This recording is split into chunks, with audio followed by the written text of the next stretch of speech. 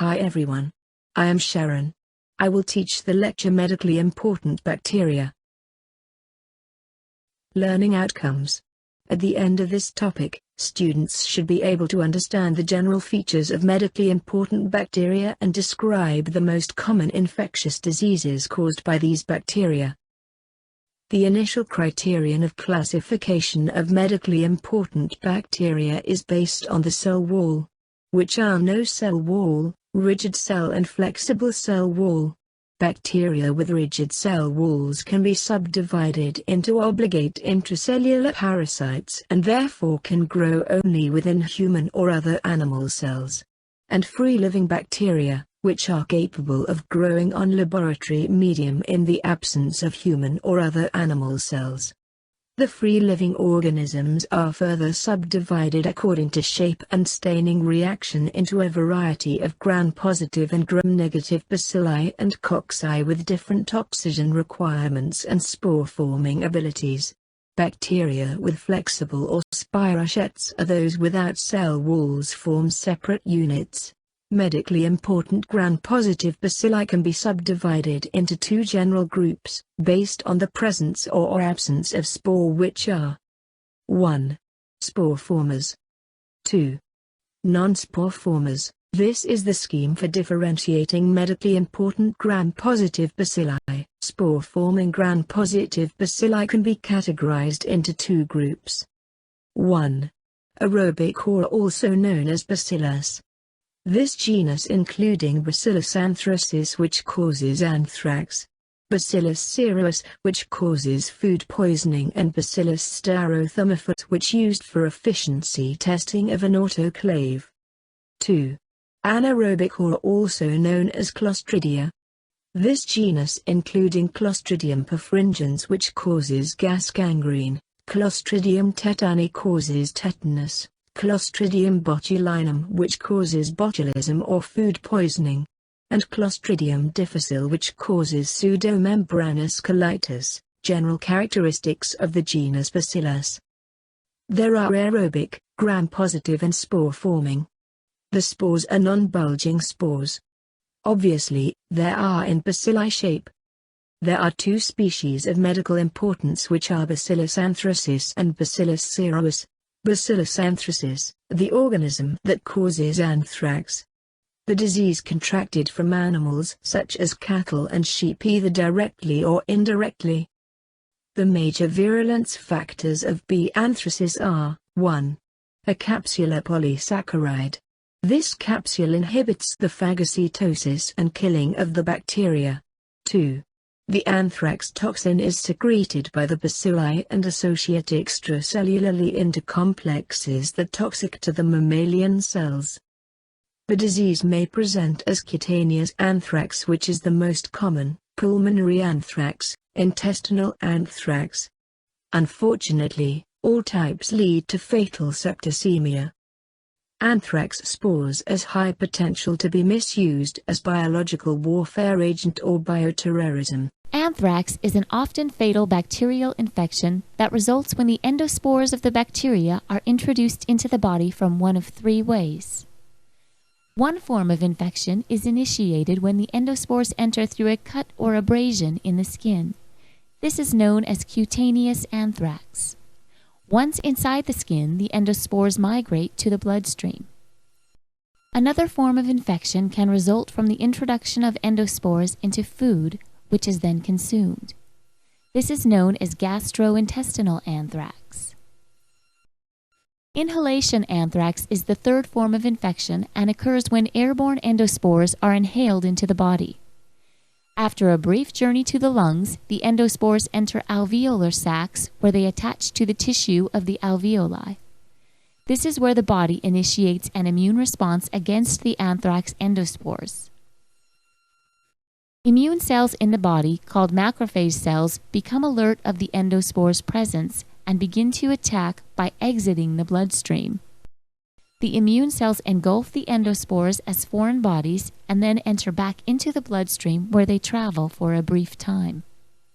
The normal response of macrophage cells is to destroy bacteria allowed to invade the body, then travel to lymph glands where they prepare the immune system for future attacks.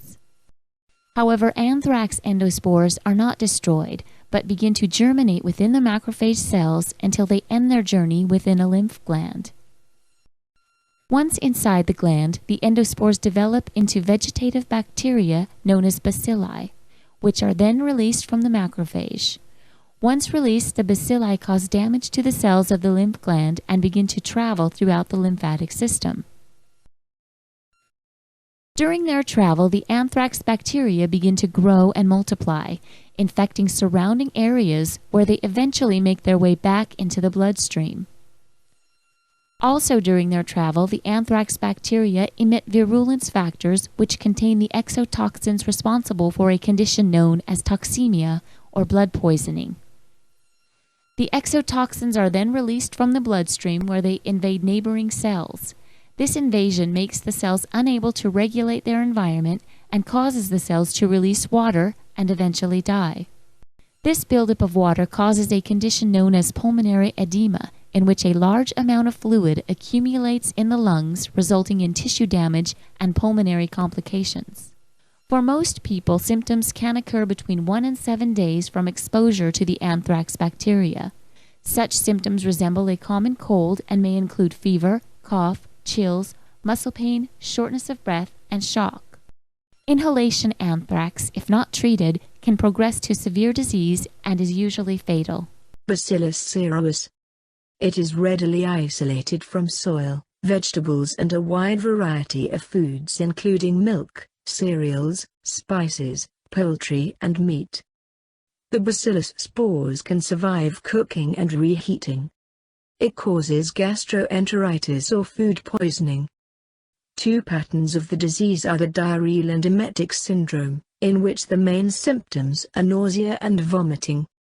However, both types of the disease are mild and self-limited, which means not requiring specific treatment. General characteristics of the genus Lactobacillus. It is long, slender rods grow in chains which are facultative and aerobore microphilic. They are important members of the vaginal flora of women of reproductive age to maintain normal vaginal acidic pH. They are usually benign, except in the mouth where they have been associated with cavities and tooth decay. Let's move on to genus Clostridium. General characteristics of the genus Clostridium are gram-positive, spore-forming rod, anaerobic and catalase negative, oval or spherical with bulging spores produced only under anaerobic conditions. It causes wound infections, tissue infections, and food intoxications. Some of the common members of genus Clostridium are Clostridium perfringens, Clostridium tetani, Clostridium botulinum and Clostridium difficile. Clostridium perfringens is the most frequent Clostridia involved in soft tissue and wound infections. Gas gangrene, also known as Clostridial myoencrosis and the myoencrosis, is a bacterial infection that produces gas in tissues of gangrene. The mechanism of infection is through spores found in soil, human skin, intestine, and vagina. Predisposing factors are crushing injuries, road accidents, gunshot wounds, surgical incisions, compound fractures, diabetic ulcers, septic abortions, puncture wounds, etc. Clinical features of gas gangrene are high fever, brownish pus, gas bubbles under the skin, skin discoloration, and a foul odor. Clostridium tetani is a gram-positive bacilli with terminal, spherical spore. It is commonly present in soil, gastrointestinal tracts of animals and inanimate objects like rusted needle and nail. It causes tetanus or lockjaw, which is a neuromuscular disease. It can be prevented by early life immunity through vaccination. Death commonly occurs due to paralysis of respiratory muscles. While the modes of infection are through injury, puncture wounds, and wound contamination. The virulence factor is neurotoxin. Neurotoxin is a substance that alters the structure or function of the nervous system. Clostridium botulinum is also a gram-positive bacillus with subterminal oval spores. It produces toxin called botulin or botulinum toxin. It is a neurotoxin that causes botulism. Botulism is a paralytic disease. The botulism infection occurs via ingestion of preformed toxins or in preserved food, especially canned food like meat products, fish and canned vegetables, Clostridium difficile. This bacteria is a normal resident of colon yet, in low numbers. Usually, it causes antibiotic-associated colitis called pseudomembranous colitis. It is relatively non-invasive. Consumption or intake of broad-spectrum antibiotics kills the other bacteria that eventually allowing Clostridium difficile to overgrow. It produces enterotoxins and cytotoxins that can damage the intestine. Enterotoxin is a toxin produced in or affecting the intestines, while cytotoxin is a substance that having a toxic effect on the cells. It is a major culprit of diarrhea in hospitals.